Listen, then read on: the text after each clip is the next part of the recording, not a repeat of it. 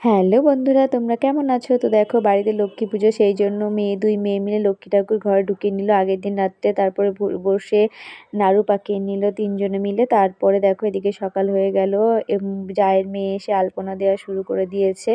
আমি এদিকে সকাল সকাল স্নান সেরে খই নাড়ু সব পাকিয়ে নিলাম, পাকিয়ে সব গুছিয়ে নিলাম। তারপরে এদিকে দেখো আমাদের বাড়িতে অনেক লোক আসে, তাই জন্য বড় কড়াই বসিয়ে দিয়েছি, খিচুড়ি আলুর দম করছে। এদিকে দেখো আমার বড় মেয়ে আমাদের যাবতীয় সব কিছুতে আলপনা দিতে হয়, তাই জন্য আলপনাগুলো বসে বসে দিয়েছে। আমি আবার ঘরের আলপনাটা ঝটপট করে দিয়ে ফেলেছি। সন্ধে হয়ে এলো, সন্ধ্যের সময় মেয়ে দুজনাই শাড়ি পরে নিয়েছে ঝটপট করে। এদিকে আমাদের ঠাকুরও রেডি, দেখো গোছানোটা কেমন হয়েছে অবশ্য কিন্তু কমেন্ট করে জানিও।